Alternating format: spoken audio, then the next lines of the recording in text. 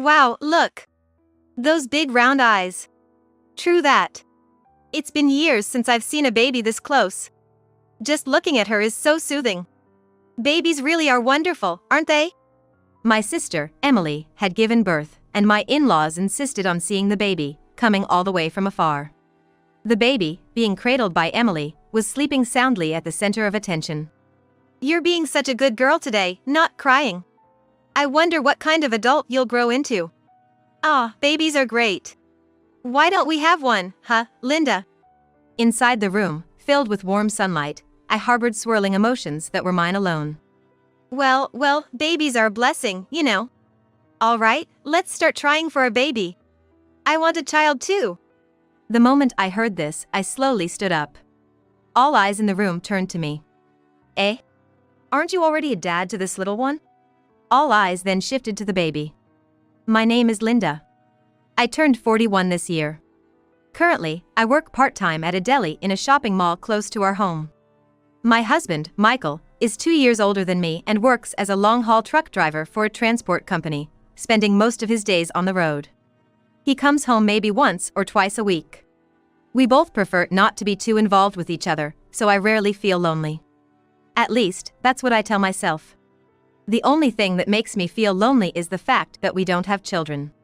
It's not that we never wanted them.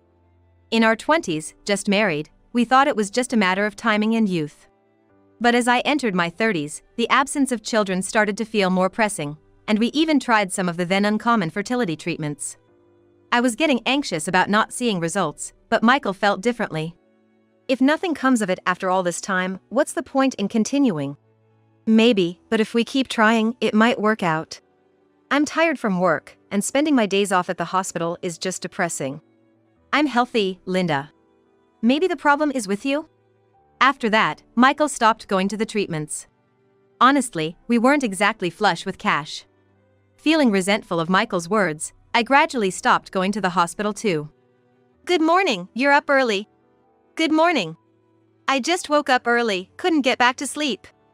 The lady who greeted me while I was taking out the trash lived on the floor below. We've been living in this apartment complex for almost 20 years, and she's been here even longer. Not just her, but many of the residents have lived here for a long time. Maybe that's why the age group here is on the older side, but everyone's nice and there's never any neighborhood trouble. If there's any trouble, it's within the home. I muttered to myself, unheard by anyone. When I was younger, I dreamt of spending all my time with him. But now, the only relief I have is when Michael is away at work. While our relationship isn't bad on the surface, after over 20 years of marriage, our conversations have dwindled. Plus, we both naturally avoid talking about children. Then one afternoon, the doorbell rang. Hey sis, it's Emily. Come in, welcome. Standing at the door was my sister, Emily, 5 years my junior. I started dating Michael and moved in with him around the time Emily graduated from high school and left our family home. Our family home isn't too far from where we live. Our mother moved into a nursing home, and since then, our father, George, has been living alone. Ever drop by to see Dad? No, I've been too busy to go back home. Dad hardly ever answers the phone. He's probably doing fine though. Typical Dad. He may not be good with words, but I bet he's feeling lonely. You visit him often enough, so it's fine, isn't it? You really do whatever you please, don't you?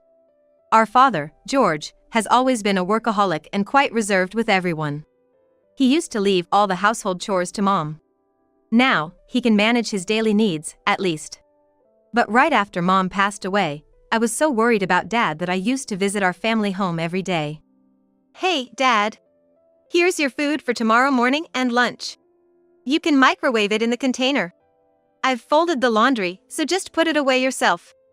Oh, and… Dad never said much, but I kept visiting, resigning myself to his ways. Michael's parents, on the other hand, live far away in a place where snow piles up to an adult's height in winter. They're much more sociable than my dad and often come to visit us. By the way, I still have some persimmons my mother-in-law brought over last time. Want some? Nah, I'm good for now. There's a drama I want to watch today, so I'll head back before evening. I'll take the persimmons with me. Okay, I'll get them ready for you. Michael's parents sure do visit a lot, considering the distance. Mom loves the city life. She's thrilled just going around the shopping mall with us.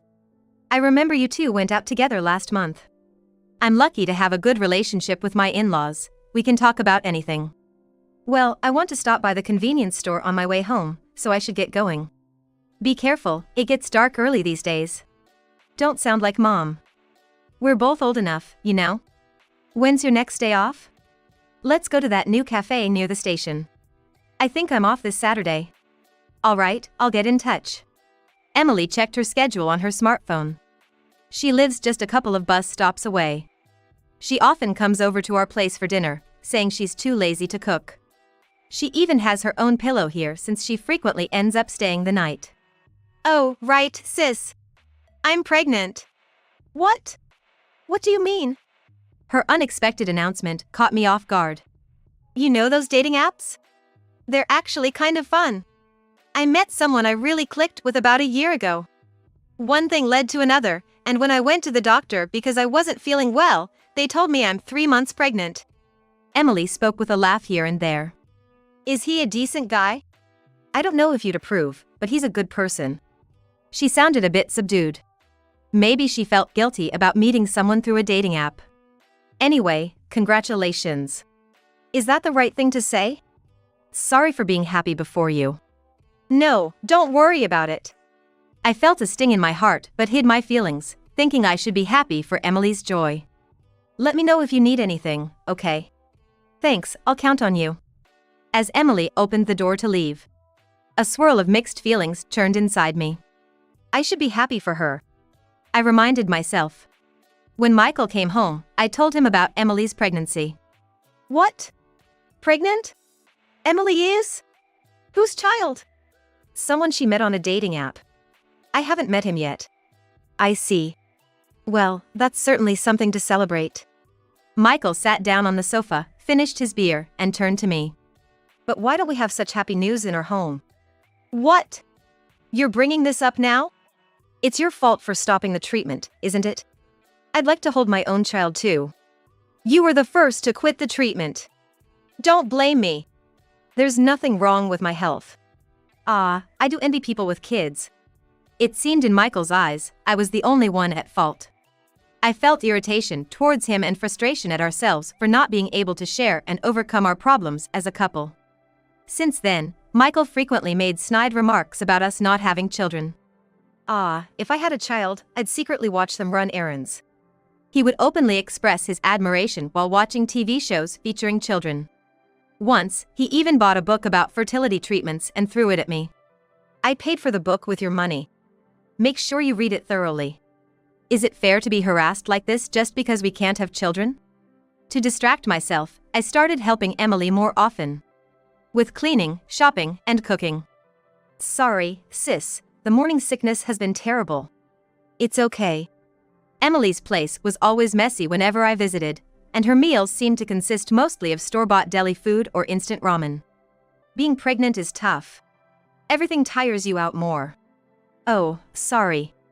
I guess you wouldn't know, not having a baby.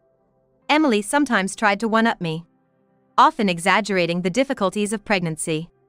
Yet, she didn't seem to be focusing on getting the right nutrition for the baby or preparing for after the birth. I occasionally tried to advise her, but it didn't seem to make much of an impact. Emily's child was growing well, but I had one major concern.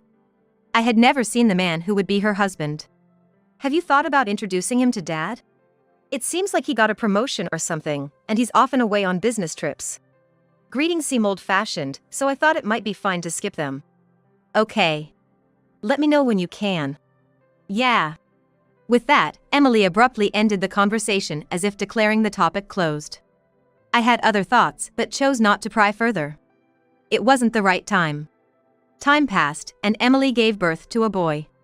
She hesitated to tell our father. She and Dad never talked much. Dad might get mad, saying things should be done in a certain order. Really? He was quite accepting when I told him. After much urging from me, Emily finally called to inform him. Despite her worries, Dad simply responded with his usual lack of emotion, I see.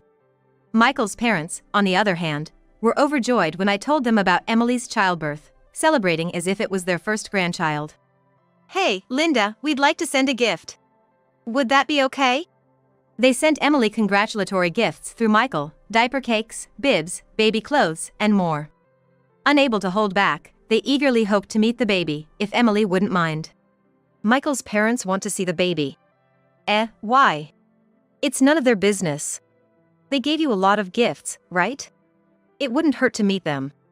Initially reluctant, Emily eventually gave in.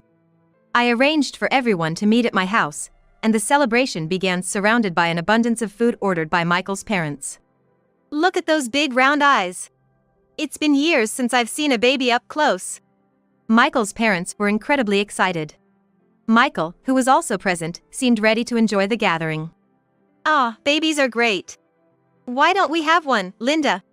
Well, babies are a blessing. Even so, not being able to get pregnant for nearly 20 years, I wonder if there's something wrong with you. That's not true. Right, let's try for a baby again. I want one too. I slowly stood up as he said this. All eyes turning to me. What? But you're already this child's father, aren't you? I pointed to the baby Emily was holding, now sleeping peacefully. The room fell into an astonishing silence. Emily was the first to speak, laying the baby down and glaring at me.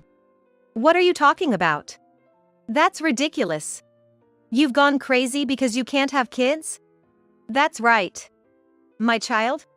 Are you saying Emily and I had an affair? Ridiculous. Michael's parents watched the exchange, confused. I get it. You're trying to make up some story to claim the baby as your own. It's shameful to frame your sister like this. Exactly. You've always been like this. Blaming others. Maybe it's your fault we don't have kids. Michael's mother tried to intervene, but I took out my smartphone. I decided not to trust you too when I saw this. The smartphone screen displayed Emily's home. I showed them the accumulated photos one after another. There were photos of Michael leaving her place and the two of them embracing passionately. Michael and Emily, who had just been insulting me, were speechless and turned pale. This photo was taken 3 years ago. Why do you have such a thing?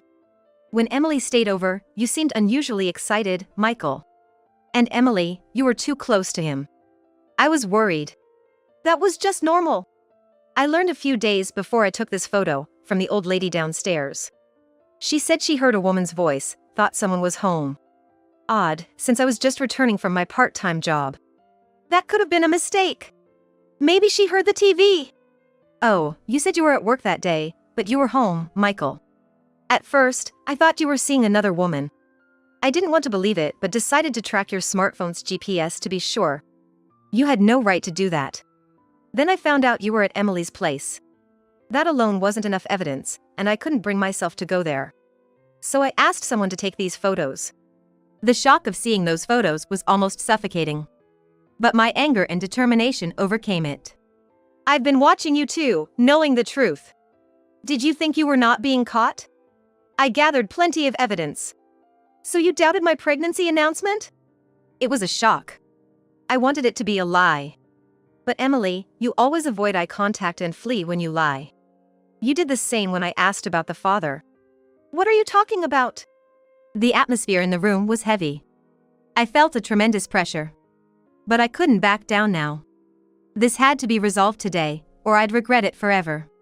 This is a lie, a mistake. Michael, did you betray Linda? My father-in-law's voice trembled. And my mother-in-law looked ready to cry. I felt sorry for involving them but needed witnesses.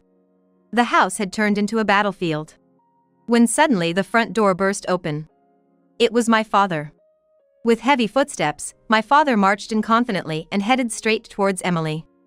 Dad! His face was red with anger. Emily! You! What? It's none of your business, Dad. Still saying that after all this? I saw and heard you too with my own eyes and ears. What are you talking about? I don't know anything about that. I was the one who took the photos. Linda came to me in tears, asking for help. I tracked you too instead of her. I had tracked their movements with GPS and wanted to capture them in a photo as definitive proof. But doubt crept in. Should I really expose the truth? Or pretend nothing happened and continue as before? In my dilemma, I turned to my father. My stubborn father listened to me empathetically. The way he faced the mistakes his own daughter had made was incredibly reassuring. He offered to help me by capturing the situation firsthand, instead of me doing it. Don't meddle in unnecessary matters. In front of the entrance, you two were talking loudly. I could hear everything clearly from a distance. Do you remember what you were talking about? I don't remember every little thing. You said, I can't stand that only Linda gets to be happy, and Michael said, I love you more than Linda. I want to break up with her and be with you instead. If you want to hear it in your own voices, I recorded it on my phone. My usually quiet father was unable to contain his anger. I too wanted to be happy about having a grandson. But when I heard the truth from Linda, I felt more ashamed than anything. Children can't choose their parents. When this child learns the truth, can you face him as a parent? Seeing my father speak his mind brought me close to tears for the first time today. I tried to hide my watery eyes and turned back to Michael and Emily. My father started speaking in a resonating, calm voice. Apologize now, Emily. Apologize sincerely. It's not too late to ask for forgiveness. Apologize from your heart, right here, right now. I don't know anything. It's not my fault. Emily was flustered and backed into a corner by my father. Tears were streaming down her face, but I felt no sympathy. Michael, where are you going? I turned around to see Michael trying to sneak out, but my father-in-law caught him. What kind of person are you? My father-in-law, having caught Michael, forced him to apologize to me. Then, my father-in-law himself also apologized. Linda, I'm sorry. So sorry. His voice trembled differently than before. Next to my father-in-law, my mother-in-law, crying, apologized along with him. Michael seemed resigned and didn't resist. Please lift your faces. Dad, calm down. The baby will wake up. I took a deep breath and pulled out my final card from my bag. Our marriage is beyond repair. Michael, let's get a divorce. I put the divorce papers in front of Michael. Divorce? Yes. I can no longer trust you. Isn't this an overreaction? It was just a fling. Michael's face showed the most pitiful expression I had ever seen. A fling? You're saying I was just a fling to you? I even had a baby because of this fling. Emily, scolded by my father and betrayed by Michael, shouted in a face twisted with anger and sorrow. I don't know anything about a baby. Is there even proof it's mine? It's definitely your child, Michael. There's no one else. Under the pressure, both began to shed their pretenses. Michael, you always talked about longing for children, yet now you reject this baby? Well, that's... And Emily, why did you get involved with someone else's husband? Like Dad said earlier, I couldn't stand the idea of only you being happy. Isn't it true that you were desperate for attention, and the only one who showed interest was Michael? Blaming me made you feel less guilty. What do you know, just because you're married? Emily always had trouble keeping relationships for long. It wouldn't be surprising if she felt inferior to me. But that doesn't excuse her actions. After all, I had been betrayed for these 3 years. Sorry, but I've made up my mind. I'm going back to my parents' house. This way, you'll have what you want, your child and the baby. Isn't this what you wanted? What about leaving? Who will do the housework then? Obviously, Emily will. Right? What? Why should I have to do that? That's what Michael wants in a wife, isn't it? In the end, both of them remained unrepentant until the last. Perhaps their twisted nature made it easier for me to finally break away from them. Ignoring Michael's pleas, I grabbed my packed belongings and left the apartment with my father. Michael and Emily were left in a daze, while my in-laws continued to apologize. The day after returning to my parents' house, my father began packing up all of Emily's belongings left at home. Emily needs to know she doesn't have a place in her home anymore.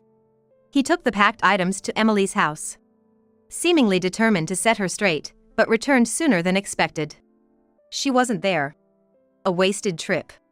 You must be tired. Shall I make some tea? I poured hot water from an old electric kettle into a teapot. Didn't you just not want to see her face? A parent always remains a parent, no matter what their child becomes. He looked me in the eyes as he spoke. You're still my proud child. Don't get all sentimental. You're too old for that. Feeling a bit embarrassed, I poured tea into his cup to change the subject. After leaving Emily's house, my father had also stopped by the apartment where I used to live. It was empty, a day after the chaos, with no one around. He happened to meet a neighbor from the floor below. They told him that loud voices continued even after we left our home, and that my in-laws had come by later with apologies. I truly felt indebted to my in-laws. My divorce from Michael went smoothly, thanks to the help of my in-laws. I thought about alimony, but considering Michael's future, it seemed impossible for him to pay. I wanted to avoid causing any trouble for my in-laws. Without any constraints, Michael's life became disordered. Before our divorce, I managed all our finances. After the divorce, Michael, having control over his income, seemed to spend recklessly without self-control. He began to go out drinking every night and seldom returned to his apartment. Showing up to work hungover is not an option in the transport industry, and he was quickly fired. He tried to find another job, but repeated the same mistakes at a different transport company. Lacking the skills for another field, Michael eventually couldn't pay his rent and was evicted. Now, I don't even know where he is or how he's living. As for Emily, Michael's parents, concerned about the baby, offered to live with her. It must have been a tough decision for them, seeing as how she played a role in destroying their son's family. Yet, they reached out to her, concerned about the baby's future. But their kindness didn't resonate with Emily. Feeling uncomfortable after Michael's dismissal, she left the baby with them and left without a destination. The baby is now thriving under the care of my in-laws. I've been in touch with them even after the divorce. They are my source of information about Michael and Emily. Both abandoned their parental responsibilities, exploiting the kindness of others to escape their troubles. I contacted my in-laws partly to atone for the neglect of my ex-husband and his sister. The baby is innocent in all this. Through special adoption, the baby is now legally their child. While I'm no longer connected to the baby, my in-laws always welcome me with warmth. I now interact with them as friends, not just in-laws. Even though Michael is gone, they visit me as often as before. They say once you experience the fun of the city, it's hard to stop, they remark. I appreciate you coming all this way. I'll make sure you're well taken care of during your stay, I reply. I know they're considering my feelings and my dad's. I feel guilty for their long trips, but I'm grateful for their kindness. Someday, I'll have to tell the child the truth, but I believe we can overcome it with my understanding in-laws. My father is still quiet but seems a bit softer than before. He's even started helping with the baby.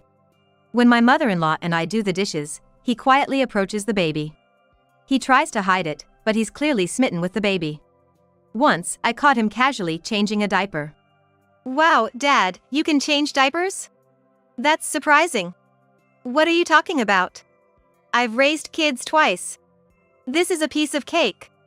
Despite everything, it was probably my father who was the happiest to hear that Emily had a baby. I never asked him directly, but I could imagine him doing a victory pose in his heart, and I couldn't help but smile to myself as I watched him. I quit my previous part-time job and started working as a caregiver in the facility where my mother is staying. The job is tough, but I enjoy talking with many people, including my mother. Not all the problems I've faced have disappeared. But even so, I am happy now. I plan to find even more joy in life, enough to make up for the times I've missed out on.